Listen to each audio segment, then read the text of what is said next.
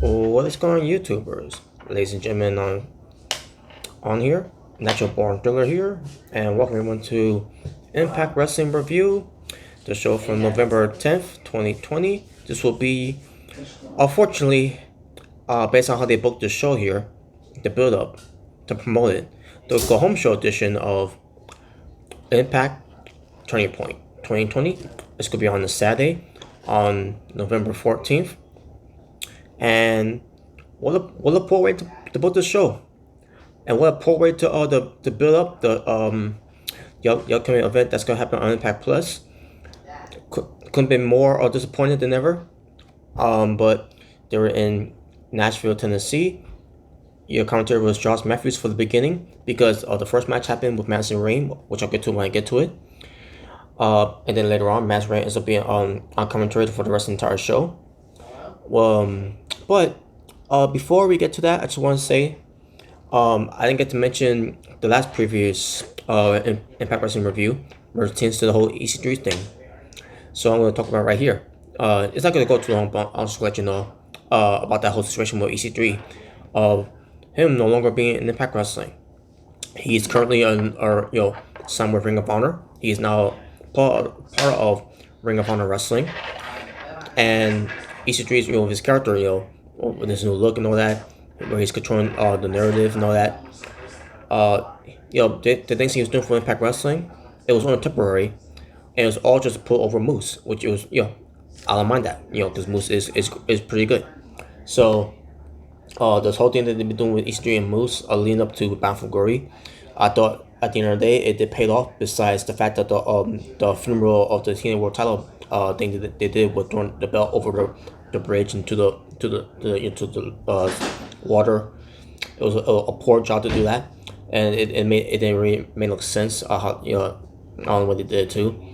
But in the end of the day, it did pay off. We're taking some moves, with it's not taken seriously, and and on top of that, with him having his new ring entrance being upgraded in a way, and so Moose is going to be carried as a serious guy now. Dress serious, act serious, look serious, be serious, and he's controlling the narrative. He is controlling the narrative. Basically, he's controlling his narrative in Impact Wrestling. Meanwhile, EC3 will be controlling his narrative with Ring of Honor. EC3 did his job. He put over Moose, on the way out, and that was good. That he did that.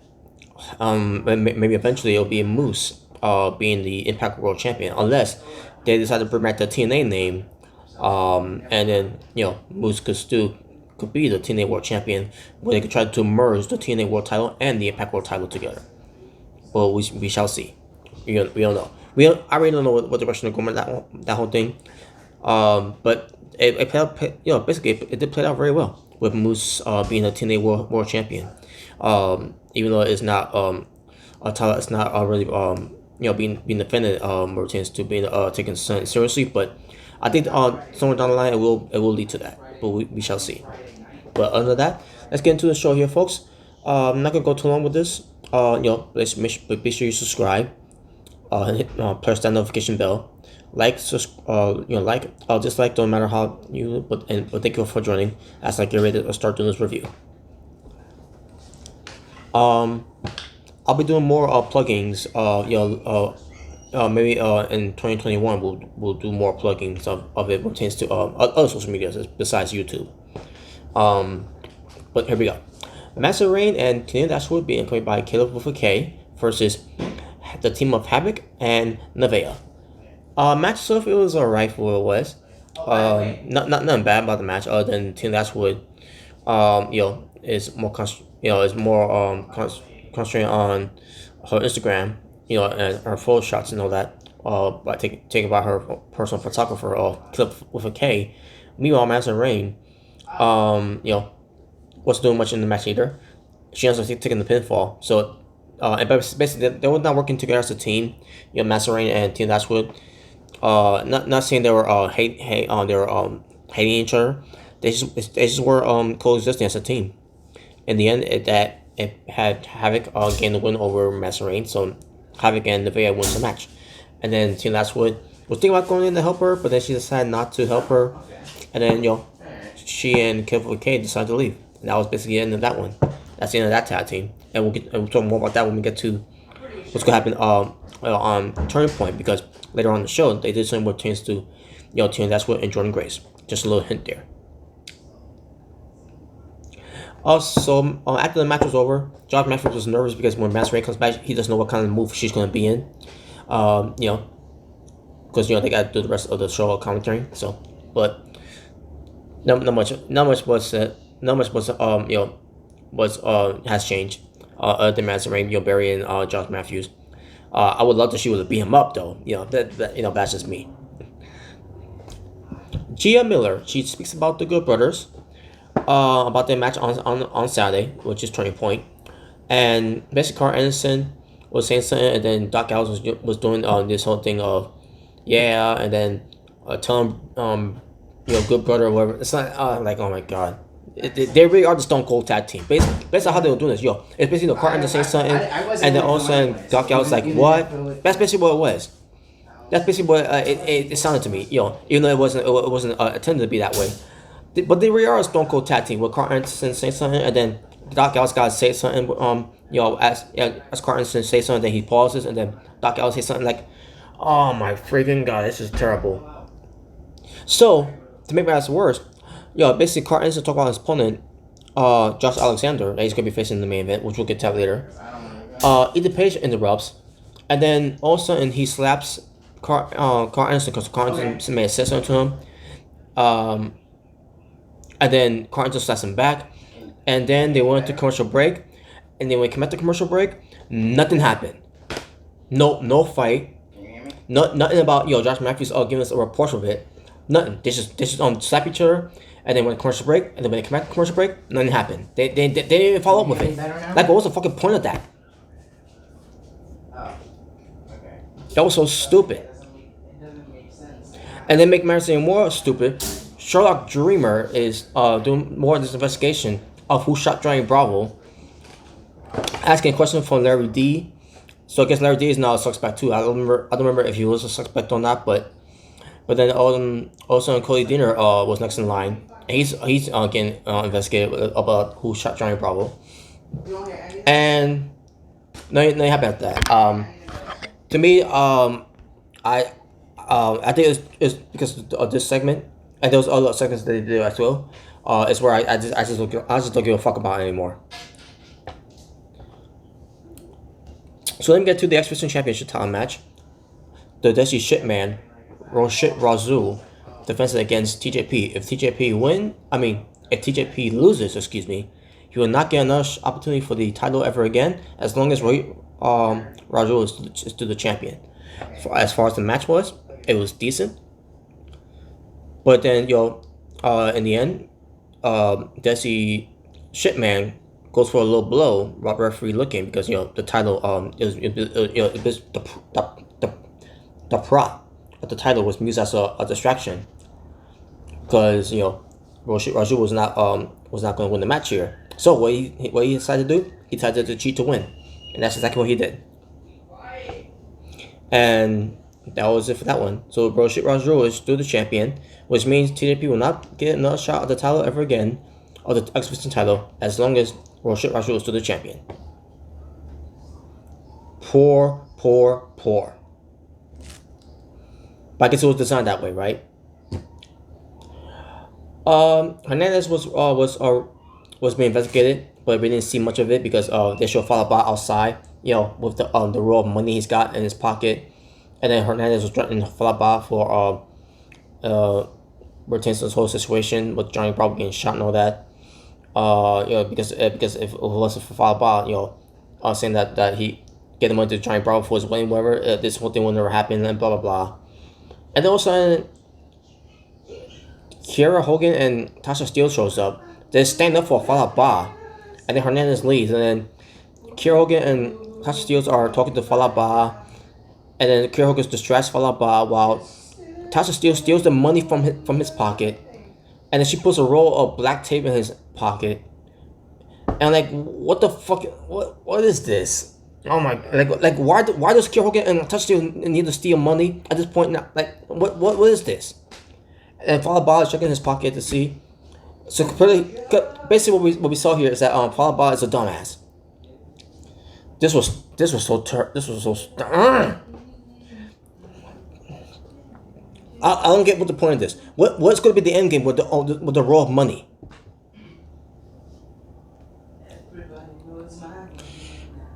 And then we get to this part, folks. The Rascals at the treehouse. The Rascals has found out they're being evicted from the treehouse. At first, I thought none of it when this happened. Man, it seems so evicted from the treehouse. How do you get evicted from a treehouse? And then apparently, this whole thing of them being evicted is because um there's been talks about the Rascals, Dez, Wentz, and Trey are leaving Impact Wrestling. And when I was watching on Twitch, by the way, Mr. Santos was talking about this whole thing that they're departing away from Impact Wrestling. I said, wait a minute, then they're departing from Impact Wrestling. Like at first I thought she was confusing us with that. No, they're not. Like I thought she may have screwed up or something. But apparently, later on, she confirmed it again to us about they're gonna be leaving Impact Wrestling. And I see myself, wait a minute, so wait, is this for real? So I looked it up, and apparently it's true. The Rascals are leaving Impact Wrestling. I I can't believe it. They're gonna be leaving. Um, and it's gonna happen next week. They have 1 week before before they officially gone from Impact Wrestling, and this is legit. I don't know why they're leaving. I don't know what will make them want to leave Impact Wrestling. I guess other than them getting screwed over every time when they get a title shot, especially with Trey too, by the way. But it's unfortunate. It is so unfortunate. Oh, but I guess we'll talk more about that next week, because I mean I guess I can say a little more about the Rascals later on, because we did see them again later on, but we'll get to more of that later. But heartbreaking, very heartbreaking. We'll see where they go, and we'll talk more a little more about that for next week. But I will discuss a little bit more about the Rascals later on. AC Romero being accompanied by Larry D versus one half of the most senior machine guns, Chris Sabin. This match happens. Match itself it was pretty decent. Chris Sabin was holding his own against against AC Romero. Larry D got involved a little bit. Basically because apparently AC Romero needs help to beat Chris Sabin, who's with chance to Chris Sabin. He's not he's not anything big at all. But I guess that it wasn't. I guess Larry D was neither in this one, because at the end of the day, Chris Sabin did win the match, and after the match, they beat up on Chris Sabin, and that was it. Because there's no Alex Shelley. Alex Shelley is legit injured, so Chris Sabin's got to do this on his own, unless he got to find a tag team of the team against these guys. If it's going to be more problems, which we'll get to that when we get to it. We get Sami Callihan approaching Chris Bay. He's trying to be friendly with him and all that, and everything. And Chris Bay cuts him off a little bit. And I thought at first, it was going to lead to maybe a build up of, Chris Bay's going to turn face, but that wasn't the case at all. After what happened later on, but he is leaving because he's got a match against Eddie Edwards, and we'll get to that. Father James Mitchell is being investigated by Sherlock Dreamer. He assumes that Rosemary is is the one who shot Johnny Bravo. Basically, Father James Mitchell told Dreamer that, and Dreamer informs Mitchell that his lies, just on the it basically it detected his on the light that they're doing, that's is basically off the charts and everything. And Mitchell says that the wire's off, and tells Dreamer he thinks that he might have a better idea of who shot Johnny Bravo. and then they cut from there, and then we didn't come back for this until later on. And I think we'll get to that when we get to it. Maybe we'll see. Because next we get to Chris Bay, the Ultimate Finesser versus Eddie Edwards. Match itself was pretty decent on Chris Bay's part. I don't remember any type of moves that Eddie Edwards did which changed this whole thing. Um, but yeah, but this match was going back and forth, and all of a sudden Eddie Edwards rolls up Chris Bay and gets the win. So are you serious? Like seriously, Eddie Edwards gets the win over Chris Bay. Chris Bay, who's been added into a program with Rich Swann, which we're assuming that he's going to be eventually in the future is going to get a shot against Rich Swann for the Impact World Title. And you got him on this program, with Rich Swann, Chris Bay, and on top of that, with Chris Bay, being announced by New Japan Pro Wrestling that he's going to be in the Super J Cup. And you have him lose to Eddie Edwards.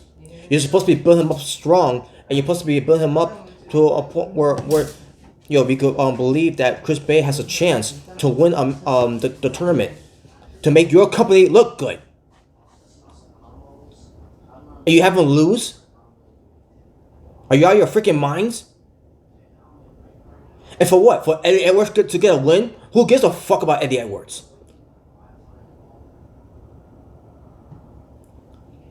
So after the match, Sam Callahan, had the lights turned off. He comes out.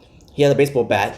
Basically, the whole hacking into the system, whatever. Rich Swann comes out for this, to even the odds. Ken Shamrock comes out. Shamrock was, basically, Callahan was going to do the same thing when he did to Eddie Edwards to Rich Swann here. With the chair over the head of Callahan. The head of Rich Swann, meant to say. The chair over the head of Rich Swann, and then the baseball bat, hit him again, like he did with Edwards back in 2017? No, it had to be 2018. It had to be 2018. Because it wasn't, because the same Callahan made his debut on Battle for Glory in 2017, so it had to be 2018, so. But yeah, he's going to do that, But for those who don't know the story, that's how Eddie Edwards got hurt. It was a reckless spot there that Sam Callahan did to Eddie Edwards, where not only hit the chair, but hit the baseball bat slide off the chair after he hit the chair, and hit Eddie Edwards right in the eye, which caused Eddie Edwards' eyes to bleed. And then that's where the program happened with Eddie Edwards and Sammy Callahan continue on, where Eddie Edwards eventually turned crazy. And that's why we got this whole crazy persona of Eddie Edwards, and it's still to this day going on.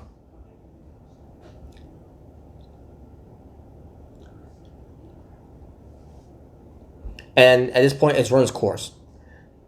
But anyways, that's basically he's going to do the same thing with Rich Swann here, Sammy Callahan, with the help of Ken Shamrock and Chris Bay. Also, the Rascals comes out for the save, and the same myself during this time, like. Because it was around this time, I think I think to myself, maybe Melissa Santos made a mistake there, made an error. The Rascals came out there for the save, and I said so. Okay, this is good. You know what was missing in this one? Eric Young. Where the hell was Eric Young? So we go backstage.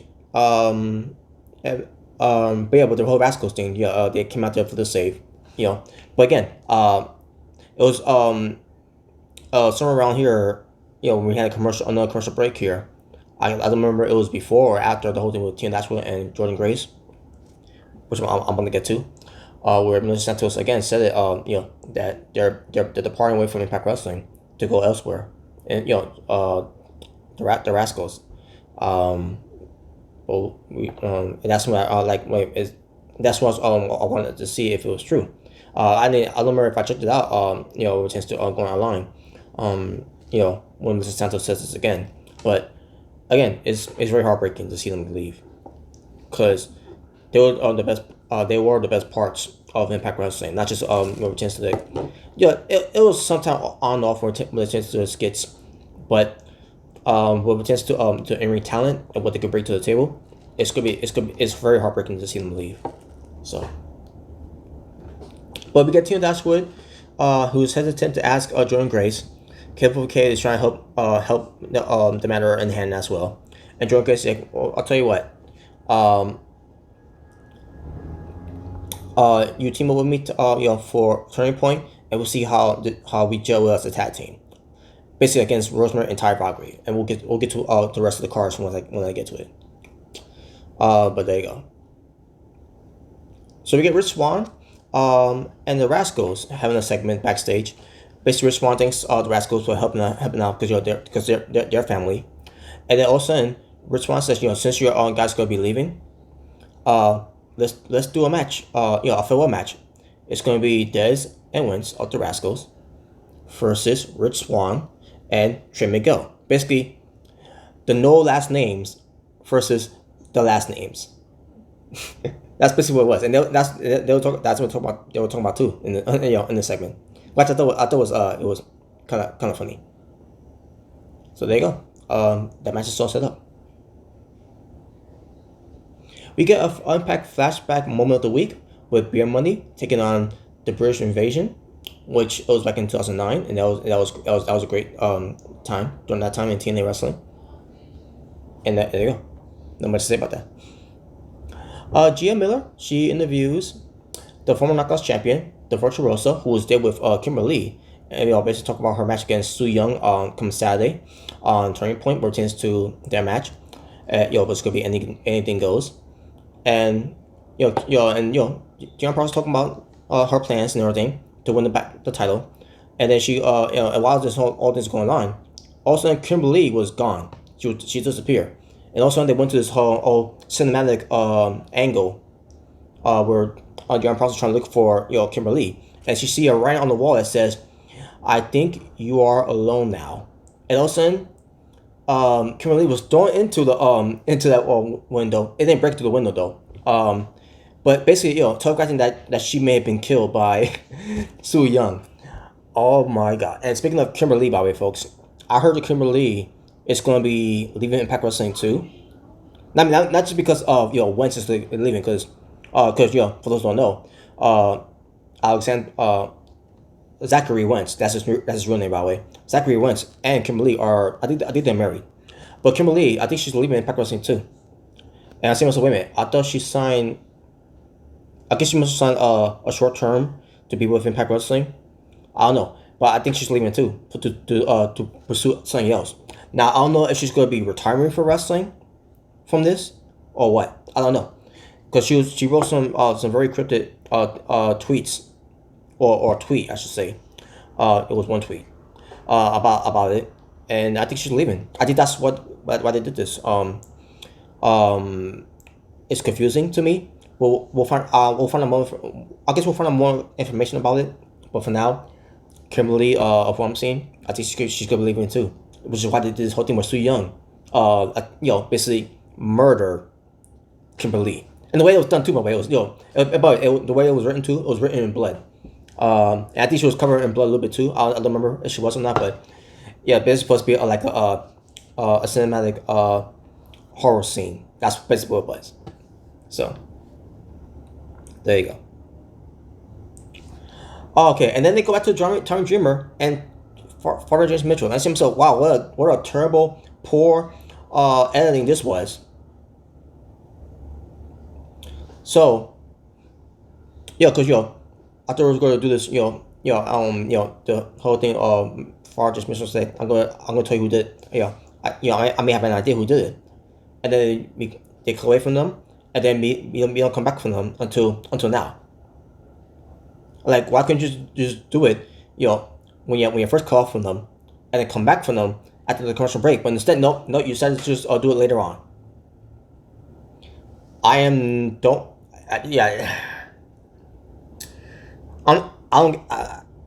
what to say.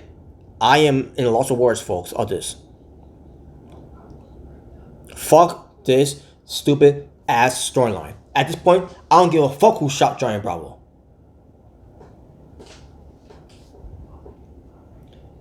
Because what could be the end game at the end of the day of this? This is garbage. And then Havoc walks in, and then she's got to take the lie detector test now. She's going to be investigated about this whole thing. And it's basically, this whole thing between Havoc and Francis Mitchell. There's still something going on with that whole situation. So, not much to say about it. Reno Scum, Adam Dorsal, and Luster the Legend versus Crazy Steve and Falaba. Why? I have no idea. Reno Scum wins. Moving on. Also, we get Chris Sabin. He's somewhere. He's talking to someone. We don't know who he's talking to, but he basically needs that person's help to to team up with to go up against Triple XL. Now I'm assuming it's gonna happen at Turning Point. I think they said Turning Point. And then all of a sudden, the beer bottle, was put down, and I said to myself, James Storm. I didn't have to to wait until to show him it was James Storm, and it was James Storm. So James Storm basically wants Chris Sabin to drink with him, and Chris Sabin was like, "How many you have of these?" And then right there, I don't think Chris Sabin doesn't drink. I think he's a straight edge. I could be wrong. Maybe he does. Maybe he does some weed, whatever. But maybe he does drink, but maybe not that often. I don't know. I don't know that on that. I don't know him personally, but by the looks of it, he does like the drink of a beer. But anyways, but James Storm says as far as your Triple XL, sorry about your damn luck. So yeah, one half of beer money and one half of most shooting machine guns will be teaming up against Triple XL. There you go.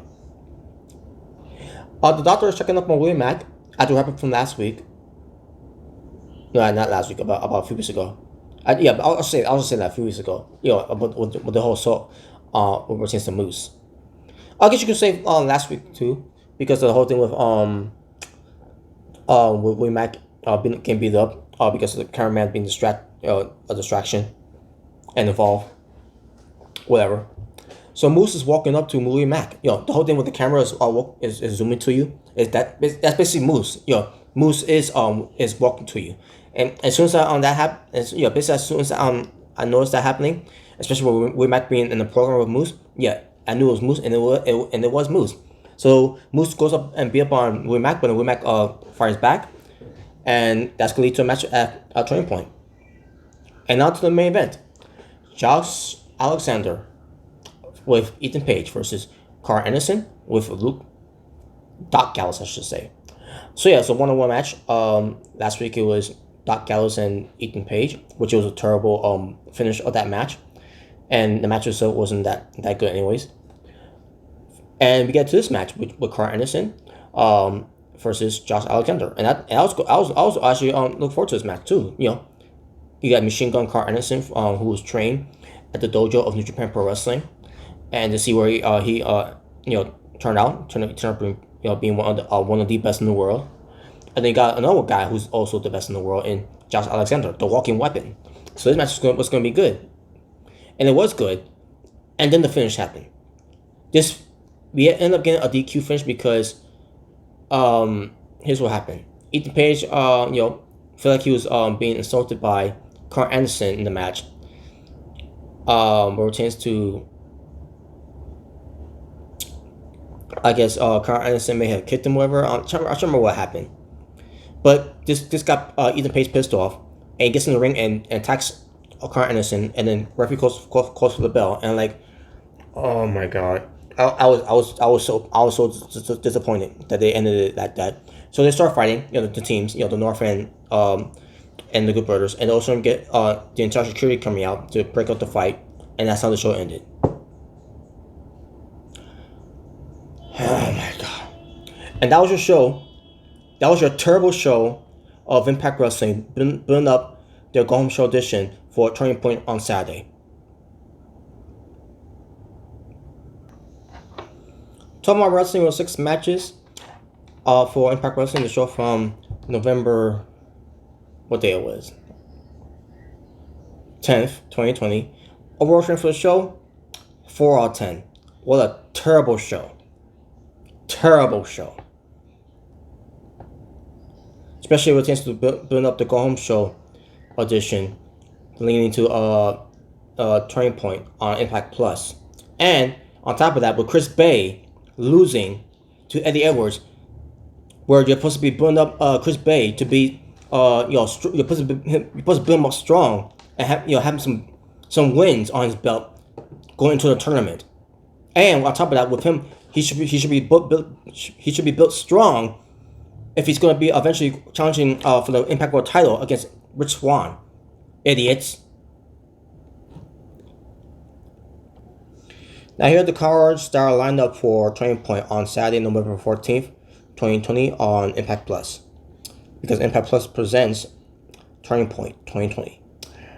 Rohit Rajul is going to have his Impact Exhibition Championship. Sorry, folks. Rohit Rajul, the Desi Shitman, is going to defend his Impact Exhibition Championship title in his Roshit Challenge against to be announced. Who's going to be? I don't know. I don't care because it's whatever. Triple XL, AC Romero and Larry D versus Chris Sabin and James Storm in a tag team match. Daivari versus Eddie Edwards. Yeah, so I can't wait to see Eddie Edwards again on the for this week. Tino Dashwood and Jordan Grace versus Rosemary and Ty Valkyrie. Moose versus William Mack. And get this, folks. This was announced on the show too, by the way. Brian Myers versus Swoggle.